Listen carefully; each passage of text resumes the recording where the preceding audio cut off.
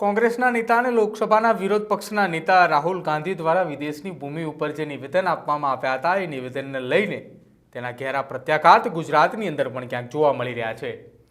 ગુજરાતની અંદર રાહુલ ગાંધીના આ ઘેરા પ્રત્યાઘાતને લઈને 41 જગ્યાઓ ઉપર એક સાથે વિરોધ પ્રદર્શન પણ કરવામાં આવશે અને આવેદનપત્ર પણ આપવામાં આવશે।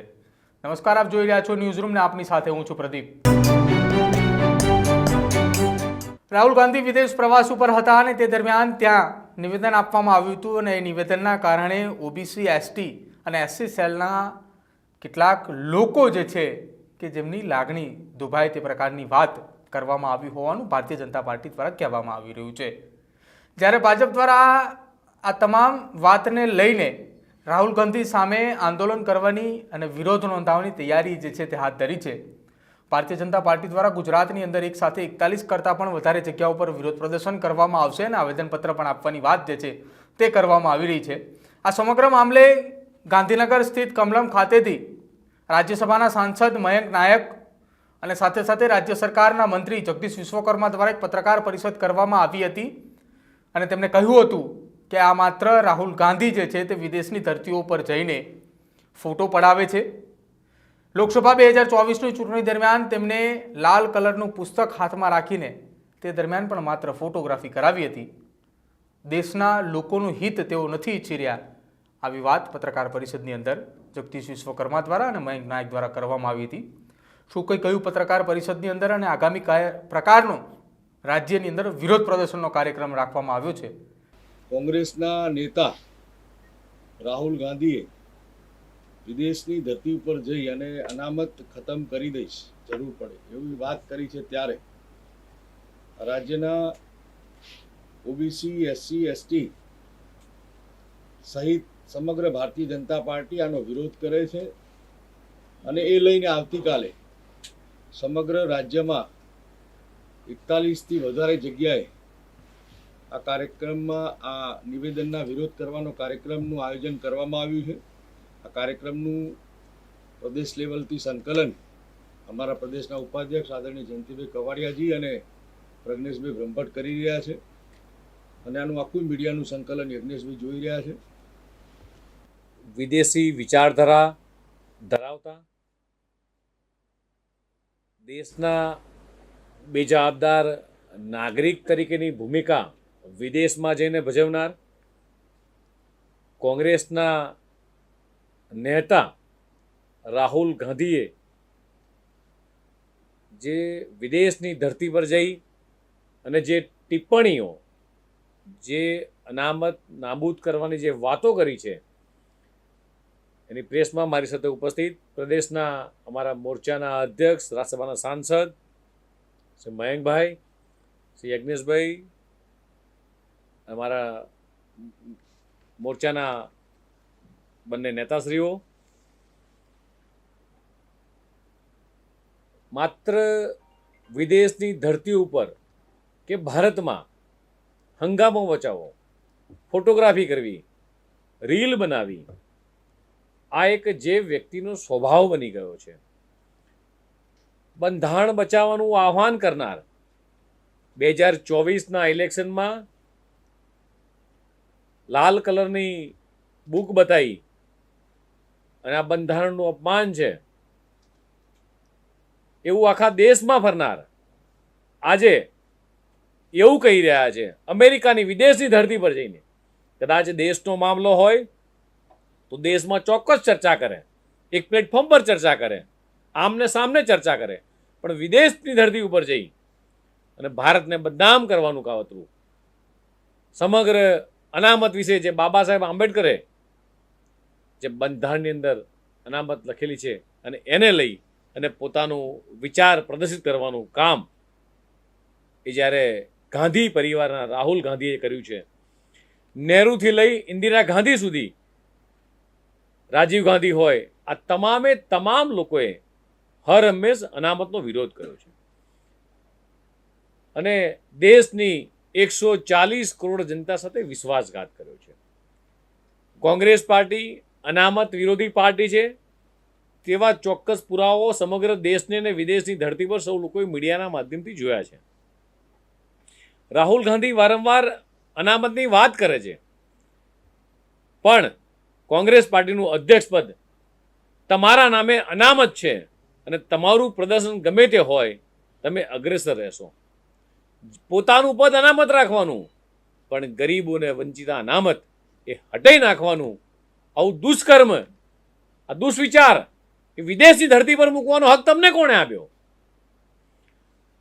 રાહુલ ગાંધી જ્યારે પણ એ વિદેશ યાત્રાએ જાય છે, આપણે એમના કદાચ કુળને જોઈએ તો જે વિદેશી લોહી એમની રક્તમાં દોડી રહ્યું છે એ વિચારધારા એમની અંદર દેખાય છે. જ્યારે જ્યારે ભારતની બહાર ગયા છે ત્યારે ચોક્કસ ને ચોક્કસ એમણે ભારત વિરોધી નિવેદનો કર્યા છે. ભૂતકાળમાં પણ ઘણા બધા કોંગ્રેસીઓએ આ ભારત વિરોધી નિવેદનો આપ્યા છે. સામ પિત્રોડાનું કહેવું છે કે રાહુલ ગાંધી એ પપ્પુ નથી, પરંતુ ખૂબ જ જાણકાર અને વિદ્વાન વ્યક્તિ છે. હવે રાહુલ ગાંધી સામ પિત્રોડાના નિવેદનને એ સાચા સાબિત કરી જવું ચોક્કસ દેખાઈ રહ્યું છે. જવાહરલાલ નહેરુની વાત કરીએ. નહેરુ સરકારે 1956માં પછાત વર્ગો અનામત આપવા માટે કાકા સાહેબ કાલેકરના અહેવાલને આમ ફગાવી દીધો હતો. નહેરુએ 1961માં તમામ રાજ્યોના મુખ્યમંત્રીને એક પત્ર લખીને કહ્યું હતું, હું અનામતનો વિરોધ કરું છું, તે તમામ વસ્તુઓની વિરુદ્ધમાં કડક પ્રતિક્રિયા આપું છું અને તે બિનકાર્યક્ષમતા તે બીજા વર્ગના ધોરણો તરફ દોરી જાય છે.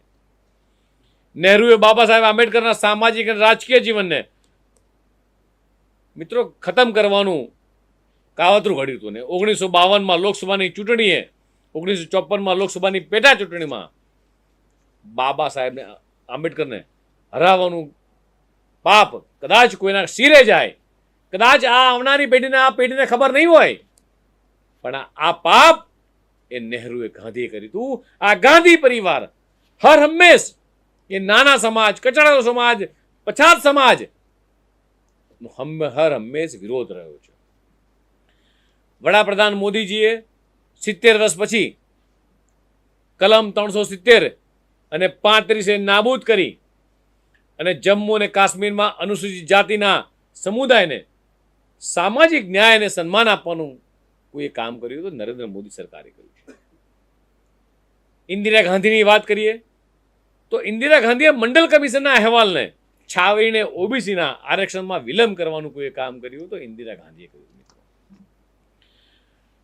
એવા અસંખ્ય બનાવો આપણી સમક્ષ છે. કદાચ આપણે ઇતિહાસના પત્તાઓ ફેરવીશું તો આપણને ખ્યાલ આવશે કે ગાંધી પરિવારની એક પાર્ટી, રાહુલ ગાંધી જે પરિવારમાંથી આવે છે, એ પાર્ટીની વિચારધારા એ આખા દેશના અનામત એ નાબૂદ કરવાનું કામ કર્યું. અને ત્યારે હું મારા ઓબીસી મોરચાના પ્રદેશ અધ્યક્ષને શાબાશ આપીશ. કાલે આખા રાજ્યમાંની અંદર 41 જગ્યાએ આ અનામતના વિરોધની અંદર એમણે જે રીતે આ નિવેદન કર્યું છે એના વિરોધમાં માન્ય પ્રદેશ અધ્યક્ષ તમામ જિલ્લાના તમામ સમાજના લોકો એક રેલી સ્વરૂપે બહાર નીકળશે અને કડકડતો સણસણતો જવાબ આજે આપવાના છે. હું અમુક મહત્વના મુદ્દાની વાત કરું. 2017માં national commission on backward class એનસીબીસીને એ બંધારણીય દરજ્જો આપવાનું કોઈ કામ કર્યું હોય તો દેશના યશસ્વી વડાપ્રધાન માન્ય મોદી સાહેબની વડપણ હેઠળ સરકારે કર્યું છે. 2019માં આર્થિક રીતે નબળા વિભાગના ઈડબ્લ્યુએસ આરક્ષણની રજૂઆત કરી છે. 2019માં નાણાં પંચના બંધારણની 6ઠ્ઠી સૂચિ એ સંબંધિત જોગવાઈમાં સુધારો કરવામાં આવ્યો છે. 2019માં લોકસભાના વિધાનસભામાં અનુસૂચિત જાતિ અને અનુસૂચિત જનજાતિના SC/ST અનામતમાં 10 વર્ષ માટે એ લંબાવવામાં આવી છે. આવા અસંખ્ય કામો જે લોકો કહેતા હતા કે ભારતીય જનતા પાર્ટીની સરકાર જો 2024માં આવશે તો અનામત ખતમ કરી નાખશે, એમણે પોતાનું પાપ પોકાર્યું અને જે લોકો આ વિચારધારા ફેલાવતા હતા અને એમણે જઈ અને વિદેશની ધરતી ઉપર SC, ST, OBC પછાત વર્ગોને અનામત અમે હટાવી નાખીશું આવું જે નિવેદન કર્યું છે, કદાચ ક્યારેય ભારતની જનતા આ રાહુલ ગાંધીને કે કોંગ્રેસ પરિવારને આ ક્યારેય માફ નહીં કરે. રાજીવ ગાંધી હોય, ઇન્દિરા ગાંધી હોય કે નહેરુ ગાંધી હોય, હર હંમેશ એમણે આ બંધારણના નામે ગરીબ વંચિત લોકોને, આપણે કદાચ વાત કરીએ કે આઝાદીના 70 વર્ષ સુધી ભારતનો વિકાસ ના કર્યો હોય અને એમની વિચારધારા જ હતી કે જો ગામડાઓ વિકસિત થશે, ભારત વિકાસ થશે, અને કદાચ આ ગામડાના પછાત લોકોની અંદર એ શિક્ષણ મેળવશે, આર્થિક રીતે પગભર થશે, તો અમારી રેલીઓમાં કોણ જોડાશે? અને એની વિરુદ્ધ જઈ અને નરેન્દ્ર મોદી સાહેબે આખા દેશનો સર્વાંગી વિકાસ કરવાનું કામ કર્યું તો માનનીય મોદી સાહેબે કર્યું છે.